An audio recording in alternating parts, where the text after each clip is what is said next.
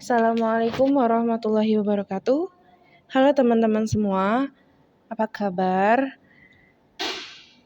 Pada kesempatan yang berbahagia ini, kami dari kelompok 2 akan memaparkan mengenai proses pembuatan sistem informasi penjualan.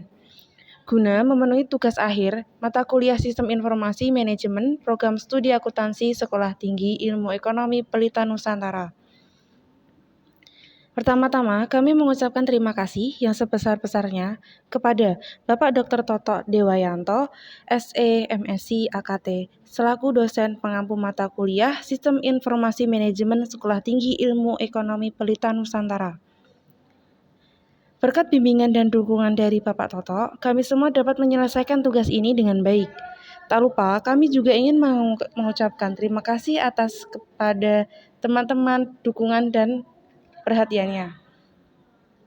Di sini, kami beranggotakan saya sendiri, Wulandari, dan anggota kami yang pertama ada Erwinda Lisa Damayanti, yang kedua ada Laura Claudia Lorena, yang ketiga ada Fatma Awalia Fitriani. Di sini, kami akan menjelaskan mengenai yang pertama, ada DFD, Data Flow Diagram Sistem Informasi Penjualan. Yang kedua, ada IRD, Entity Relationship Diagram Sistem Informasi Penjualan. Yang ketiga ada mengenai UML.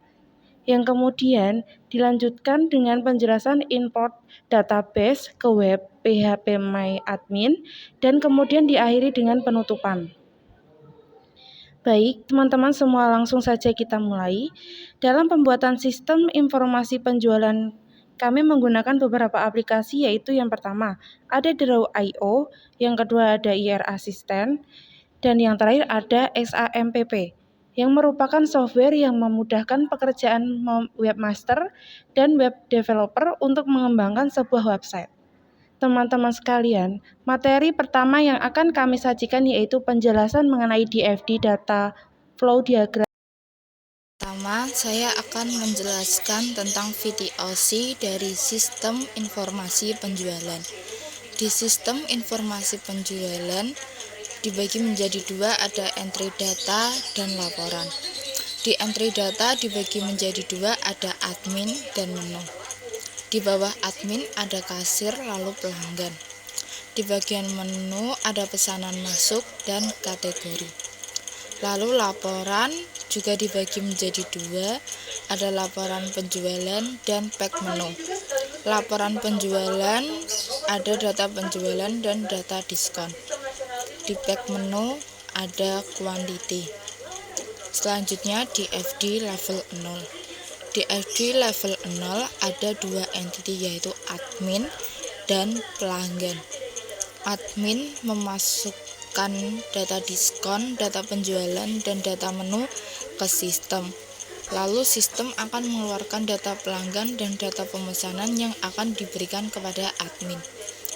Pelanggan juga memasukkan data pemesanan ke sistem. Lalu sistem akan mengeluarkan data diskon dan data menu yang akan diberikan ke pelanggan.